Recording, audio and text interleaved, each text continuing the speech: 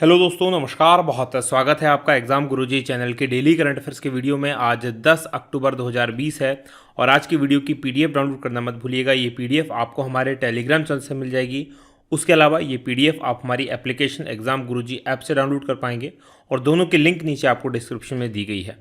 आगे बढ़ेंगे। मध्य प्रदेश जेल प्रहरी के लिए हमारी टेस्ट सीरीज अवेलेबल है। ये टेस्ट सीरीज अब आपको केवल 249 में अवेलेबल है। इसको आप ज्वाइन कर सकते हैं। उसके अलावा एमपीपीएससी के लिए टेस्ट सीरीज, एमपीपीएससी के लिए प्रिंटेड नोट्स हिंदी और इंग्लिश दोनों माध्यम में, और फुल कोर्स अवेलेबल है। अधिक जानकारी के लिए आप इन नंबर पर कॉल कर लीजिए या इस नंबर पर आप व्हाट्सअप कर लीजिए। आगे बढ़ेंगे, बात करेंगे थॉट ऑफ द डे की। जो आज का हमारा मोटिवेशनल पावरफुल थॉट है कि कड़ी मेहनत करो। मेरी आप सभी लोगों से यही विनती है, यही मेरा आपको निर्देश समझ लीजिए, विनती समझ लीजिए या मेरी सलाह समझ लीजिए कि आप कड़ी मेहनत करें। यही वो चीज़ है जो आपको अपनी ज़िंदगी में हमेशा सफलता दिलाएगी, क्योंकि कड़ी मेहनत का दुनिया में दूसरा कोई विकल्प है ही नहीं। आप जितना कड़ी मेहनत कर सकते हो उतना कड़ी मेहनत कीजिए, जितना संघर्ष कर सकते हो उतना संघर्ष कीजिए, क्योंकि यही संघर्ष आपको एक दिन कुंदन में बदल देगा। अदरवाइज आप कचरा हो जाएंगे बिना संघर्ष किए। कुंदन मतलब सोना होता है। तो अगर आप सोना बनना चाहते हैं तो आपको तो भट्टी में जलना पड़ेगा। इसी थॉट के साथ आगे बढ़ेंगे, बात करेंगे क्योंकि रिवीजन कल के पड़ेगा करंट अफेयर के प्रश्नों का। पहला प्रश्न है कि 2020 का साहित्य का नोबेल पुरस्कार किसे प्रदान किया जाएगा? तो ये दिया जाएगा लुईस ग्लुक को। ये अमेरिका की हैं। दूसरा प्रश्न, भारतीय वायुसेना दिवस कब मनाया जाता है? तो ये 8 अक्टूबर को। तीसरा प्रश्न, किस देश में बिशार खजावने को नए प्रधानमंत्री के रूप में नियुक्त किया गया है? और ये जॉर्डन के नए प्रधानमंत्री बने हैं। चौथा प्रश्न है कि आरबीआई ने नए डिप्टी गवर्नर के रूप में कौन नियुक्त हुए हैं? और ये है राजेश्वर राव। वहीं पांचवा प्रश्न है कि किस बैंक ने भारत में 74 करोड़ 10 लाख डॉलर लागत वाली बुनियादी परियोजनाओं को मंजूरी दी है? और ये मंजूरी दी है न्यू डेवलपमेंट बैंक के द्वारा। वहीं छठवां प्रश्न है कि विश्व बैंक भारत की जीडीपी की दर में कितने प्रतिशत की गिरावट का अनुमान लगाया है? तो इसने 9.6% की गिरावट का अनुमान लगाया है।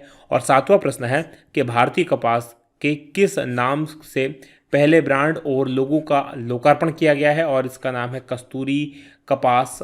और आठवां प्रश्न है कि फोर्ब्स की सूची में कौन दुनिया के सबसे धनवान व्यक्ति बन गए हैं? तो 13वीं साल लगातार ये मुकेश अंबानी बने हैं।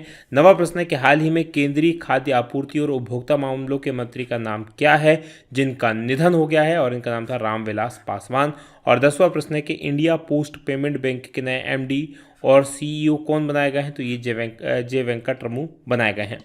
ये थे हमारे कल के पढ़े गए करंट अफेयर के प्रश्नों का क्विक रिवीजन। आगे बढ़ेंगे, आज के प्रश्नों की बात करेंगे। और आज के करंट अफेयर का पहला प्रश्न ये भी नोबेल पुरस्कार से ही संबंधित है कि 2020 का शांति का नोबेल पुरस्कार किसे प्रदान किया जाएगा? और ये शांति का नोबेल पुरस्कार दिया जाएगा विश्व खाद्य कार्यक्रम को, यानी कि बी ऑप्शन प्रश्न का सही उत्तर है। याद रखिएगा, ये खाद्य एवं कृषि संगठन जिसको हम FAO food and agriculture organisation जिसे हम कहते हैं, ये वो नहीं है। हालांकि दोनों में काफ़ी सिमिलरिटीज़ हैं। ये अलग है और ये अलग है। विश्व खाद्य कार्यक्रम अलग है। संभवतः बहुत से लोग इस कार्यक्रम का नाम ही पहली बार सुन रहे हैं, इसलिए मैं इस पर थोड़ा सा आप लोगों को विस्तार से बता रहा हूँ। इसकी डिटेल लिख लीजिए। तो नॉर्वे की नोबेल समिति ने 2020 के जो नोबेल शांति पुरस्कार है उसका ऐलान कर दिया। अब यहाँ भी एक विशेष बात याद रखिएगा कि बाकी जो नोबेल पुरस्कार होते हैं वो स्वीडन द्वारा दिए जाते हैं। एक शांति का ही नोबेल पुरस्कार होता है जो नॉर्वे के द्वारा दिया जाता है। तो इसने ऐलान कर दिया है और इस बार विश्व खाद्य कार्यक्रम को 2020 के लिए नोबेल शांति पुरस्कार देने की घोषणा की गई है। और ये पुरस्कार इस संस्था को भुखमरी का मुकाबला करने के लिए और खाद्य सुरक्षा को बढ़ावा देने के लिए संस्था ने जो काम किया है उसी के लिए इसको ये पुरस्कार दिया जा रहा है। अब ये विश्व खाद्य कार्यक्रम के बारे में मैं आगे आपको बताऊंगा। यहाँ पर पहले नोबेल पुरस्कार की बात कर लेते हैं। तो इसकी शुरुआत हुई थी 1901 में। 6 क्षेत्रों में दिया जाता है: शांति, साहित्य, भौतिकी, रसायन, चिकित्सा विज्ञान और अर्थशास्त्र। अब केवल अर्थशास्त्र का ही पुरस्कार है जिसकी घोषणा होना बाकी है। बाकी पुरस्कारों की घोषणा हो चुकी है और स्वीडन के वैज्ञानिक अल्फ्रेड नोबेल की याद में नोबेल फाउंडेशन के द्वारा दिया जाता है। अगर अब मैं आप बात करूं वर्ल्ड फूड प्रोग्राम की, विश्व खाद्य कार्यक्रम की, तो इसका मुख्यालय रोम में है जो कि इटली की राजधानी है और इसकी स्थापना हुई थी 1961 में। एक्चुअल में अगर आपने नाम सुना हो FAO food and agriculture organisation, इसके द्वारा और UN जनरल असेंबली जो है, UN जनरल असेंबली, इन दोनों ने मिलकर इसकी स्थापना की थी। किसकी स्थापना की है? वर्ल्ड फूड प्रोग्राम की स्थापना की है। तो ये आपको याद रखना है कि दोनों के द्वारा, क्योंकि FAO इसका जो मुख्यालय है वो भी रोम में ही है और जबकि जो ये WFP यानी कि वर्ल्ड फूड प्रोग्राम है इसका मुख्यालय भी रोम में है। तो ये दोनों पेरेंट हैं UN जनरल असेंबली और FAO किसके? वर्ल्ड फूड प्रोग्राम के। आगे बढ़ेंगे, बात पिछले करंट अफेयर में जो नोबेल पुरस्कार मिले हैं उनकी करें तो साहित्य का नोबेल पुरस्कार अमेरिका की लुइस ग्लुक को दिया गया। रसायन का नोबेल पुरस्कार 2 महिला वैज्ञानिकों को दिया गया, फ्रांस की एमेनुअल कारपेंटिये और अमेरिका की जेनिफर ए डोडेना। वहीं जो भौतिकी का नोबेल पुरस्कार है वो 3 लोगों को दिया गया ब्लैक होल की से जुड़े हुए मुद्दे के लिए। ये दिया गया रोजर पेनरोस, राइनहार्ड गेंजेल और एंड्रिया गेज को। और चिकित्सा का जो नोबेल पुरस्कार हेपेटाइटिस सी वायरस की खोज के लिए ये 3 लोगों को दिया गया, अमेरिका के हार्वे जे अल्टर और चार्ल्स एम राइस तथा ब्रिटेन के माइकल ह्यूटन को। ये आप याद रखेंगे। बात करेंगे दूसरे प्रश्न की कि विश्व डाक दिवस कब मनाया जाता है। तो जो विश्व डाक दिवस मनाया जाता है ये 9 अक्टूबर को मनाया जाता है, यानी कि डी ऑप्शन प्रश्न का सही उत्तर है। डिटेल देख लीजिए क्या है। तो हर साल डाक दिवस मनाया जाता है 9 अक्टूबर को, इस बार भी मनाया गया और उद्देश्य यह है कि लोगों का जो रोजमर्रा का जीवन होता है, जो डेली की उनकी दिनचर्या होती है, उसमें डाक की क्या भूमिका है इसके बारे में, और जो समाज का सामाजिक और आर्थिक विकास होता है उसमें डाक की क्या योगदान है, इन्हीं सब के बारे में जागरूकता पैदा करने के लिए ये दिवस मनाया जाता है। और इस जो भारतीय डाक विभाग है इस अवसर पर राष्ट्रीय डाक सप्ताह मनाने की भी शुरुआत कर दी है इस बार से। बात करेंगे तीसरे प्रश्न की कि डीआरडीओ यानी कि defence research and development organisation ने किस नाम की स्वदेश में विकसित एंटी रेडिएशन मिसाइल का सफल परीक्षण किया है।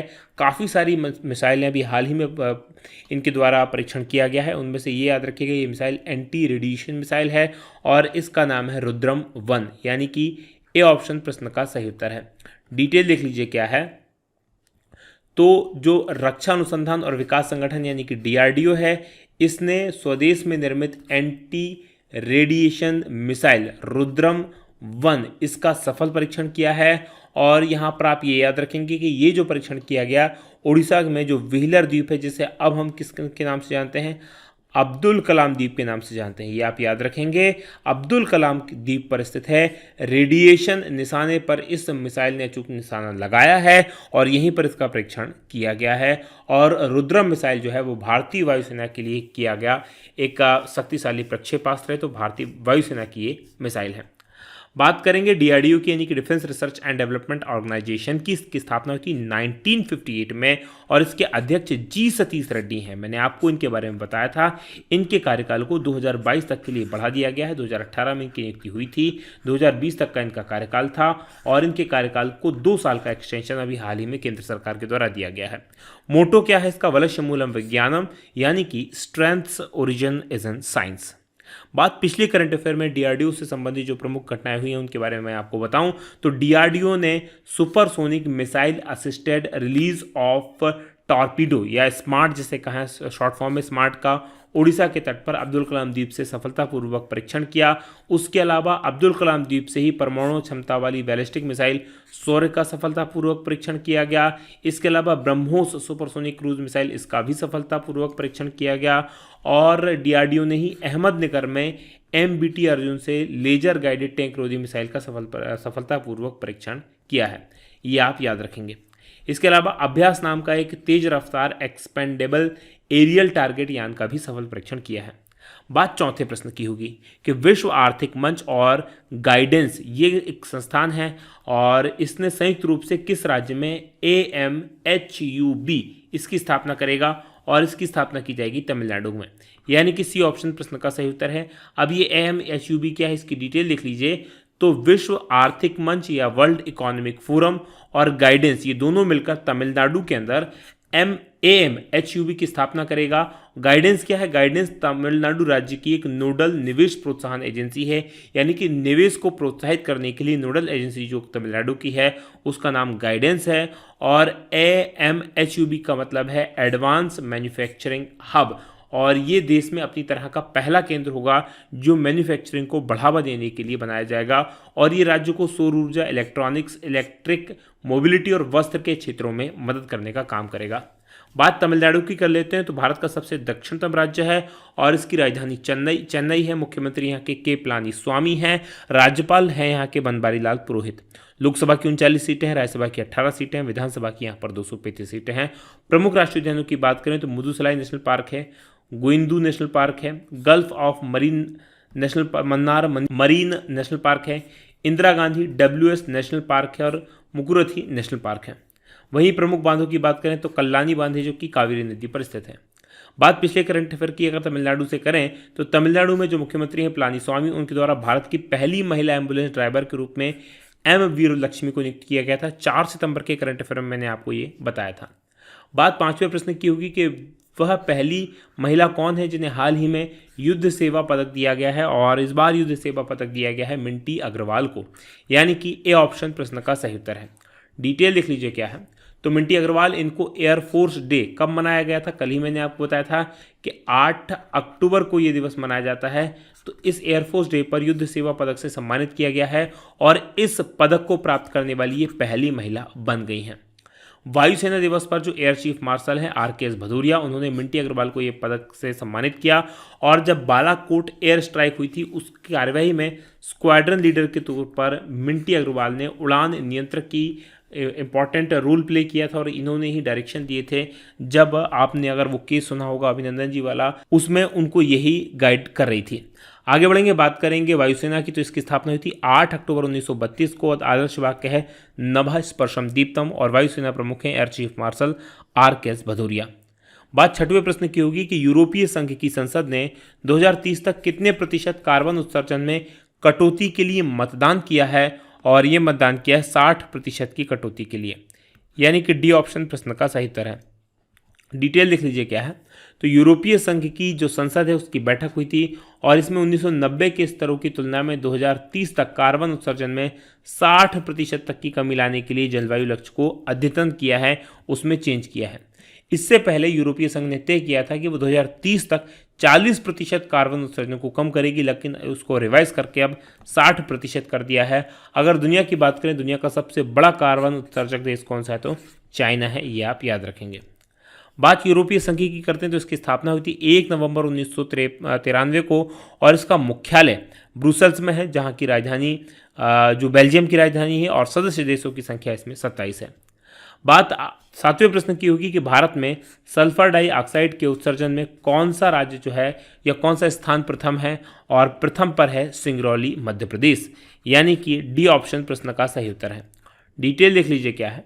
तो ग्रीन पीस इंडिया और centre for research on energy and clean air CREA, इसकी एक वार्षिक रिपोर्ट आई है और इस रिपोर्ट के अनुसार सर्वाधिक सल्फर डाइऑक्साइड है उस गैस के उत्सर्जन में मध्य प्रदेश का जो सिंगरौली है उसका नाम सबसे ऊपर है, क्योंकि सिंगरौली को मध्य प्रदेश की ऊर्जा राजधानी कहा जाता है और यहाँ पर NTPC के कई सारे कोयला से संबंधित थर्मल पावर प्लांट है और उसी की वजह से सबसे ज़्यादा यहाँ पर SO2 सल्फर डाइऑक्साइड गैस का उत्सर्जन होता है। दूसरे नंबर पर तमिलनाडु का नेवेली और तीसरे नंबर पर छत्तीसगढ़ का कोरबा है। भारत की बात करें तो भारत 5वें साल लगातार दुनिया में सबसे ज़्यादा SO2 सल्फर डाइऑक्साइड गैस के उत्सर्जन सबसे बड़ा उत्सर्जक देश है, पहले स्थान पर है। रूस इसके बाद भारत के बाद दूसरे स्थान पर आता है और चाइना नंबर 3 पर आता है। बात करें सल्फर डाइऑक्साइड की SO2 की, तो ये जहरीली गैस है, प्रदूषक से स्ट्रोक यानी कि पक्षाघात, जिसे हम साधारण भाषा में लकवा कहते हैं, इसके अलावा हृदय रोग, फेफड़ों के कैंसर और अकाल मौत, इस प्रकार की चीज़ों का जोखिम बना रहता है। बात 8वें प्रश्न की होगी कि ग्रामीण क्षेत्रों में 100% नल जल मुहैया कराने वाला पहला राज्य कौन सा बना है? और ऐसा करने वाला पहला राज्य बन गया है गोवा, यानी कि बी ऑप्शन प्रश्न का सही उत्तर है। डिटेल देख लीजिए क्या है। तो गोवा अपने ग्रामीण क्षेत्रों में 100% घरों को नल जल कनेक्शन मुहैया कराने वाला देश का पहला राज्य बना है और गोवा में जल जीवन मिशन, जो भारत सरकार का जल जीवन मिशन है, उस मिशन के तहत 2.3 लाख जो ग्रामीण परिवार हैं, ग्रामीण घरों को पाइप से जलापूर्ति मिल गई है। और सरकार, जो भारत सरकार चाहती है जल जीवन मिशन के तहत 2024 तक भारत के प्रत्येक गांव को पाइप से पानी उपलब्ध करवाया जाए। बात पिछले करंट अफेयर की करें, अगर हम गोवा से संबंधित, तो भारत का 51वां जो अंतर्राष्ट्रीय फिल्म महोत्सव होगा IFFI, ये 20 से लेकर 28 नवंबर तक गोवा में आयोजित किया जाना है और इसका आयोजन वर्चुअली होगा।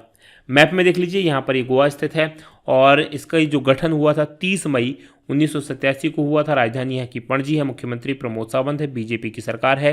राज्यपाल यहाँ का जो है भगत सिंह कोश्यारी के पास प्रभार है, भगत सिंह कोश्यारी महाराष्ट्र के राज्यपाल हैं। और लोकसभा की 2 सीटें हैं, राज्यसभा की 1 सीट है, विधानसभा की यहाँ पर 40 सीटें हैं। वहीं राष्ट्रीय उद्यानों की बात करें तो मोल लेन नेशनल पार्क यहाँ पर है और भगवान महावीर वन्य जीवन अभयारण्य है। बात करेंगे 90वें प्रश्न की कि किस राज्य में ऑनलाइन ई संजीवनी ओपीडी योजना की शुरुआत की गई है और इसकी शुरुआत हुई है गुजरात में, यानी कि ए ऑप्शन प्रश्न का सही उत्तर है। डिटेल देख लीजिए क्या है। तो जो गुजरात के मुख्यमंत्री हैं विजय रूपाणी, उनके द्वारा 8 अक्टूबर को वीडियो कॉन्फ्रेंसिंग के माध्यम से गुजरात के अंदर ऑनलाइन ई संजीवनी ओपीडी योजना शुरू की गई है और इसका उद्देश्य है कि रोगी जो है वो अपने घरों में ही रहें और घरों से ही सामान्य बीमारियों के लिए चिकित्सा सुविधा प्राप्त कर पाएं। इससे अस्पतालों और जो ओपीडीज़ हैं उन पर अभी जो मरीजों की संख्या ज़्यादा है वो कम होगी और उनका बोझ कम होगा। बात पिछले करंट अफेयर में गुजरात से संबंधित करें तो स्वच्छ सुंदर सामुदायिक शौचालय श्रेणी के अंदर गुजरात को पहला स्थान मिला है।